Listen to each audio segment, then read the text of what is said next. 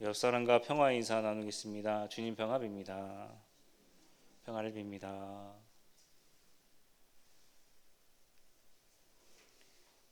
나는 다만 하고 싶지 않은 일을 하지 않을 뿐이라는 책이 있습니다. 작가 김정일 씨는 신경정신과 전문의입니다. 이 책은 저자의 경험담을 수필집으로 나열한 것입니다. 책의 제목처럼 하고 싶지 않은 일을 하지 않겠다라는 것이 저자의 목표입니다. 하고 싶지 않은 일을 안 하면 어떻게 될까요? 우리가 직장 생활을 하고 싶지 않다고 해서 안 하게 되면 어떻게 되는 것입니까? 가정 일을 하고 싶지 않다라고 해서 안 하면 어떻게 될까요? 아마 집이 난장판이 될 것입니다.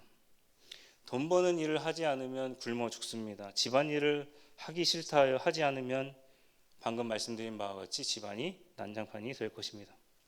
이 책에서 소개하는 두 부류의 사람이 있습니다. 하고 싶지 않은 일을 해서 정신병에 걸리는 사람과 하고 싶은데 하지 못해서 걸리는 정신병이 있더라라는 겁니다. 두 가지 다 외통수입니다. 어떤 사람이 조금이나마 그래도 조금 행복할까요? 사람은 참 단순합니다. 하고 싶지 않은 일을 안 하고 하고 싶은 일을 하는 사람이 행복하다라는 것입니다. 당연한 이야기입니다. 그래서 저자는 한 가지 우리에게 비법을 알려주는데요. 거절하는 방법을 잘 배워야 한다라고 이야기합니다.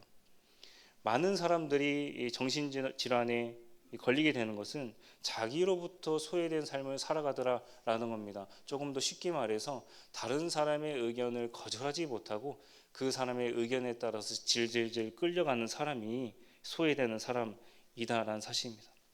오늘 말씀 묵상하면서 제가 예레미야 같은 사람이 그런 사람이 아닌가라고 의뢰 짐작해 보았습니다. 하고 싶지 않은 일을 해야만 했고 또 거절하지 못하고 질질질 끌려가는 모습을 보이더라라는 겁니다. 왜 예레미야는 하고 싶지 않은 일을 해야만 했을까요? 하나님께 속았기 때문에 그렇습니다. 예레미야 20장 7절 말씀 제가 세 번역 말씀으로 읽어드리도록 하겠습니다. 주님께서 나를 속이셨으므로 내가 주님께 속았습니다. 주님께서는 나보다 더 강하셔서 나를 이기셨으므로 내가 조롱거리가 되니 사람들이 날마다 나를 조롱합니다. 왜 예레미야가 사람들 앞에서 조롱거리가 되었습니까? 주님께 속았다라는 것입니다. 이 속았다라는 말은 지나가는 처녀를 유혹할 때 사용하는 말입니다. 부교역자들은 한 2년에서 3년 정도 교회를 옮겨 다닙니다. 저도 지금까지 교육전사부터 사역했던 교회 수가 꽤 있습니다. 제가 있었던 예전 교회 권사님이 큐티 나눔을 하다가 이런 이야기를 하더라고요. 남편에게 속았다, 폭삭 속았다 그렇게 이야기합니다. 처녀일 때는 그렇게 알뜰살뜰 잘해주고 애정을 표현하더니 결혼하면 어떻게 됩니까? 잡은 물고기에 밥을 주지 않는다는 겁니다. 그나마 애가 없으면 조금이나 다행입니다. 그런데 아기를 놓자마자 아기에게 바로 온 관심이 쏟아지게 된다는 사실입니다. 가족끼리는 스킨십 하는 게 아니야 라고 그렇게 이야기를 하죠. 이렇게 서운감이 들다 보면 어떻게 됩니까? 나중에 황혼, 이혼 혹은 도망갈 수가 있다라는 사실입니다. 다들 옛 이야기 선녀와 나무꾼 잘 아실 겁니다. 나무꾼이 선녀의 날개 옷을 훔쳐서 계속 졸라 결혼하게 되었다는 겁니다. 애도 낳고 잘 살고 있는데 선녀가 그렇게 졸라서 다시금 자신의 날개 옷을 달라라고 하는 그 성화에 못 이겨서 주게 됩니다. 그랬더니 어떻게 되었죠? 하늘로 도망가게 되었다는 사실입니다. 상징적이긴 하지만 우리네 남편에게 있어서 아내에게 무언가 주지 말아야 될 것, 그리고 내가 당신의 무언가를 가지고 있어 라는 것을 들키지 않고 주지 않아야 결혼 생활이 이어지게 될 수가 있다는 사실입니다.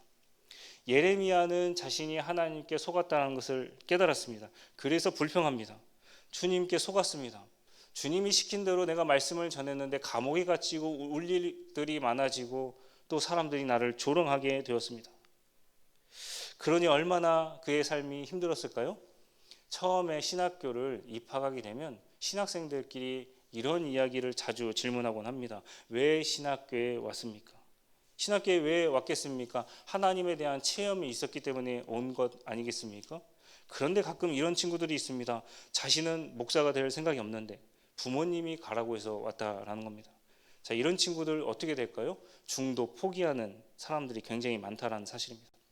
훈련받지 못해서 자신의 고집을 계속 부리게 됩니다. 사역을 하다가 어떤 일이 생깁니다. 그러면 부모 때문에 내가 이 지경이 되었다라고 책임을 부모에게 돌린다는 사실입니다. 반대로 자신이 조금 잘하면 어떻게 합니까?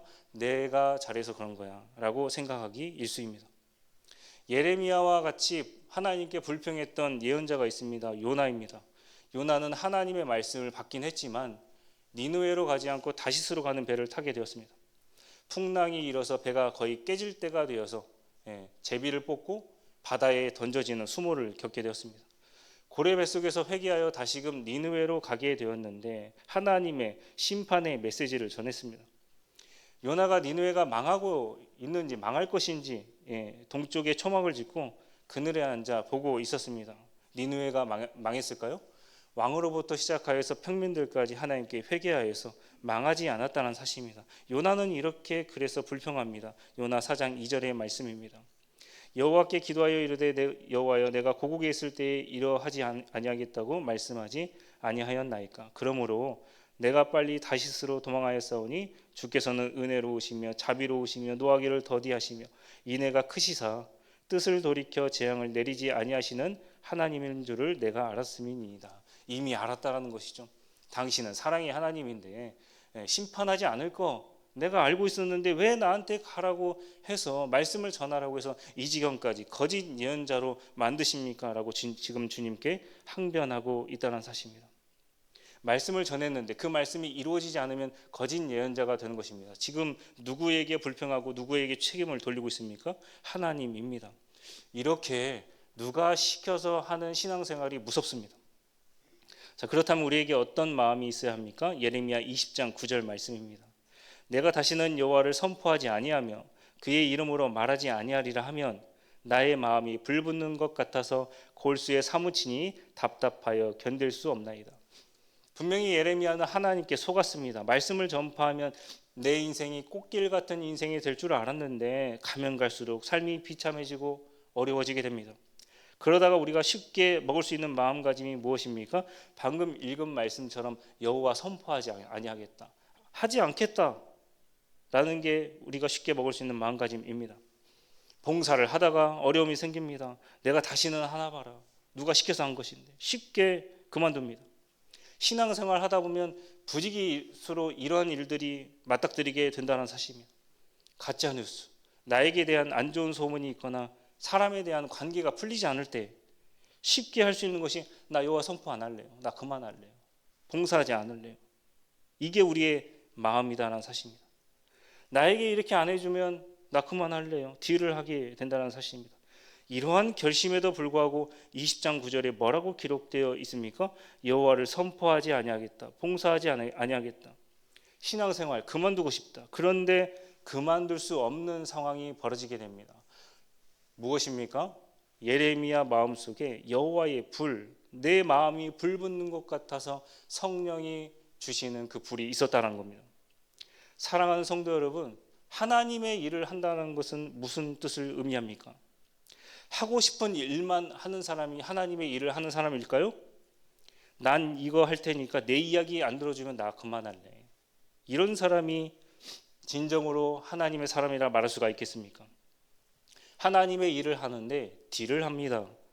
하나님의 일은 하고 싶은 일을 하는 것이 아니라 하나님께서 말씀하시는 일을 해야만 하는 사람입니다. 할 수밖에 없고 해야 되는 일을 하는 것입니다. 해야 되는 일을 할 수밖에 없는 사람, 방금 읽은 말씀에서 뭐라고 이야기하고 있습니까? 하나님께서 그 마음에 불을 지펴준 사람입니다. 아주 간단하지요. 마음에 불이 있는 사람이 하나님의 일을 할 수가 있다는 겁니다. 누가 보기에도 그 일을 하면 안 되는데 자꾸 그 일을 합니다. 낮은 자리로 들어갑니다. 그 일을 하면 나에게 손해가 있을 것 같은데 그 일을 해내는 사람들의 특징이 있습니다. 그것이 무엇입니까? 오늘 들려드린 말씀처럼 마음속에 불이 있는 사람이다 라는 사실입니다. 가는 곳마다 주의 일을 합니다. 봉사하고 말씀 전했습니다. 그런데 나에게 돌아오는 것은 조롱뿐이었다는 겁니다. 이러한 비난과 조롱 이길 힘이 어디에 있습니까? 성령의 불입니다. 인간적인 생각으로는 도저히 그 비난과 조롱을 이길 수가 없지요. 그런데 저 사람 보게 되면 그렇게 비난을 받고도 뚝뚝뚝뚝 정도의 길을 하나님의 말씀에 따라 가는 사람들을 보면 그 마음속에 불이 있더라라는 사실입니다. 내가 하고 싶지 않아도 해야만 하는 이유가 거기에 있다라는 겁니다. 사랑하는 성도 여러분, 성령의 불을 사모하시기를 바랍니다. 성령의 불이 임한 사람은 남 탓을, 하나님 탓을 하지 않습니다. 누가 시켜서 한 거예요, 그런 이야기를 하지 않는다는 겁니다. 이렇게 안 되면 나 안 할 거예요, 이런 말 하지 않습니다. 오늘 여러분들 살아가실 때 성령의 불을 사모하시고 성령의 강력한 힘이 오늘 여러분들 가운데 충만케 되기를 주님의 이름으로 간절히 소망합니다. 기도하겠습니다.